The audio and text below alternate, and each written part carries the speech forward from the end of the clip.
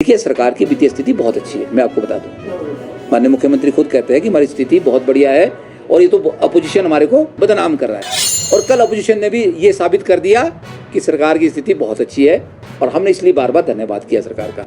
और सरकार की स्थिति अच्छी है तो मुझे लगता है कि कर्मचारियों के प्रति भी हमारे जो विपक्ष के नेता है और जो पक्ष के नेता है माननीय मुख्यमंत्री, दोनों को थोड़ा सा मिलके ये सोचना चाहिए कि कर्मचारी विकास की गाथा लिखते हैं।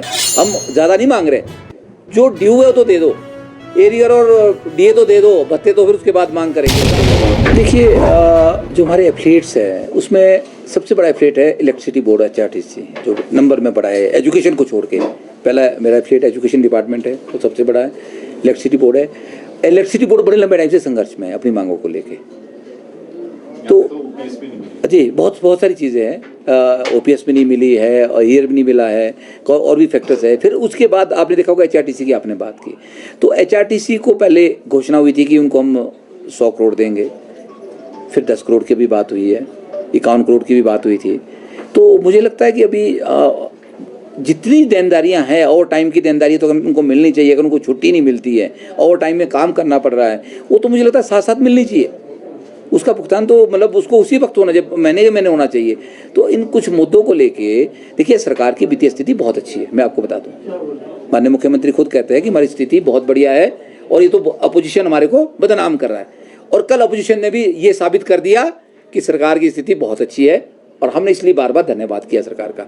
और सरकार की स्थिति अच्छी है तो मुझे लगता है कि कर्मचारियों के प्रति भी हमारे जो विपक्ष के नेता है और जो पक्ष के नेता है माननीय मुख्यमंत्री, दोनों को थोड़ा सा मिलके ये सोचना चाहिए कि कर्मचारी विकास की गाथा लिखते हैं। हम ज़्यादा नहीं मांग रहे, जो ड्यू है वो तो दे दो, एरियर और डीए तो दे दो, भत्ते तो फिर उसके बाद मांग करेंगे। 4-9-14 एक ऐसा एक जो एक फैक्टर होता था शुरू से, जो आपके स्टैग्नेशन को ख़त्म करने के लिए रखा गया था टाइम स्केल, उसको दे दो, उसको बहाल कर दो। 2-3 चीज़ें हम मांग रहे हैं, बाकी तो छोटे छोटे मुद्दे कर्मचारियों के वो बहाल हो जाएंगे।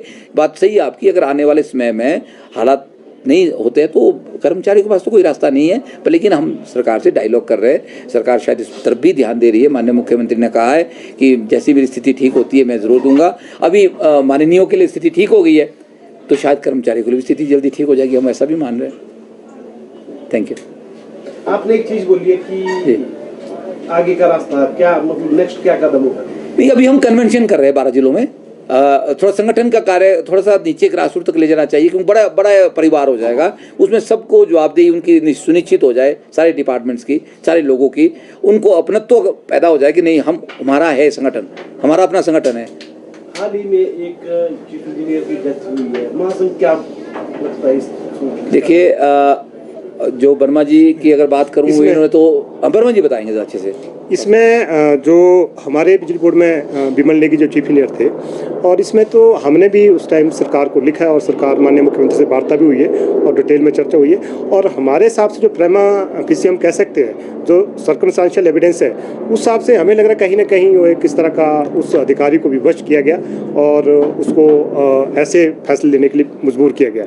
और हम ये भी कहेंगे जिस तरह से आपकी जो मेडिकल रिपोर्ट है या पुलिस की रिपोर्ट है कि कहीं ना कहीं कि चोट के घाव या सारी चीज़ें नहीं है, तो कहीं ना कहीं वो जो भी उन्होंने फैसला लिया होगा तो कहीं गलत, जो हम मोटे तौर पे कहें कि भी व्यवस्था द्वारा किया गया मर्डर है, तो हम उस पर इस तरह का कहना चाहेंगे।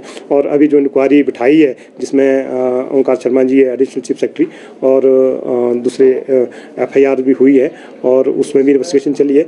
तो अभी मेरे ख्याल सरकार ने उसमें 15 दिन का समय मांगा है। हम उम्मीद करेंगे सरकार उसमें निष्पक्ष जाँच करे और जो भी अधिकारी दोषी हैं उनको सज़ा मिले।